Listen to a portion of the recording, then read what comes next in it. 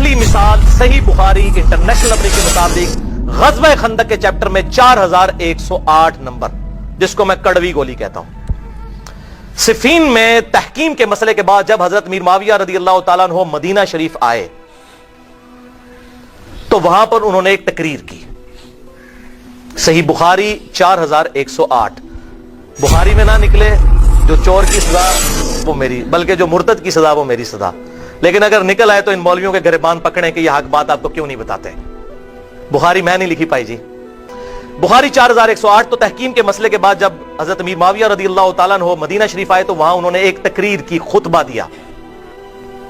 وہ خطبہ دیا تو حضرت حفصہ ام المؤمنین جو حضرت عمر کی بیٹی اور عبداللہ بن عمر کی بہن تھی، انہوں نے عبداللہ بن عمر کو کہا کہ عبداللہ ایسا کرو کہ امیر معاویہ آئے ہیں اور وہ تقریر کر رہے ہیں، تم جا کے ان کی تقریر سنو، کہیں ایسا نہ ہو کہ تمہاری غیر موجودگی فتنہ سمجھ لیا جائے کہ کوئی حضرت عبداللہ بن عمر کوئی اپنی مہم چلا رہے ہیں، جیسے یہاں بھی اگر وہ پارٹی میں سے کوئی مین بندہ نکلے ہو کہتے ہیں دوسری پارٹی نے ٹور گیا ہوئے۔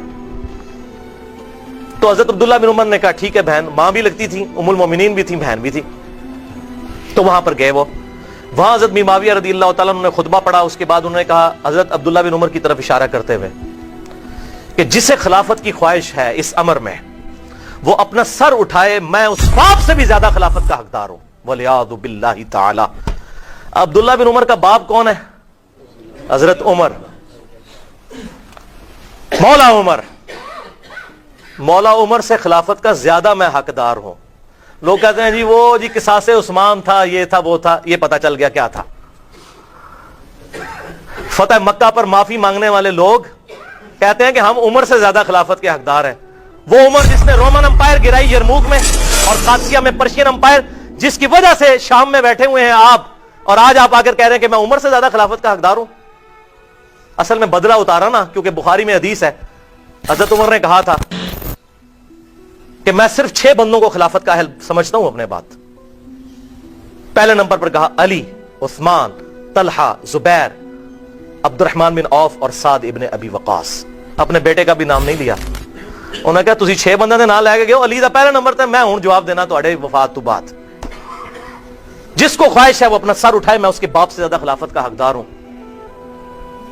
اور پھر جب تقریر ختم ہوئی تو حبیب بن مسلمہ کہتے ہیں میں نے کہا عبداللہ بن عمر، اتنی توہین کی حضرت عمر کی حضرت امیر معاویہ نے، اور آپ نے ان کا وہاں پر جواب نہیں دیا۔ عبداللہ بن عمر نے کہا، عبداللہ بن عمر کہتے ہیں میں نے ارادہ تو کیا تھا اپنی گوٹ کھولوں، اس طرح گھٹنے بند کر کے وہ بیٹھے ہوئے تھے۔ یہ میں کوئی تاریخ نہیں پڑھ رہا، بخاری 4108 حدیث ہے۔ اور میں نے کہا میں اسی وقت معاویہ کو جواب دوں، معاویہ تیرے سے زیادہ خلافت کا حقدار وہ ہے جس نے تجھے اور تیرے باپ کو مار مار کے مسلمان کیا ہے۔ مولا علی وہ مسلمان تھا، اور تو اور تیرا باپ ابو سفیان رضی اللہ عنہم اجمعین وہ کافر تھے اس وقت، اور وہ تم سے قتال کرتا تھا۔ آج فتح مکہ پہ معافیاں مانگ کے تم لوگ کہہ رہے ہو کہ میرے باپ سے زیادہ خلافت کے حقدار ہو۔ پھر عبداللہ بن عمر کہتے ہیں میں فتنے اور خون ریزی کے ڈر سے خاموش ہو گیا۔ حسین روزانہ نہیں ماما جمنیاں، خاموش ہو گیا۔ پھر مجھے جنت کی نعمتیں یاد آ گئیں، میں نے پھر جنت پہ ہی کفایت کر لیا۔ حبیب بن مسلمہ کہتے ہیں کہ عبداللہ بن عمر نے خاموشی اختیار کر کے اپنی عزت بھی بچا لی اور اپنی جان بھی بچا لی۔ اب پتہ چلا کہ کیا ہوتا تھا زبان کھولنے میں، یہ ڈکٹیٹرشپ میں ہوتا ہے۔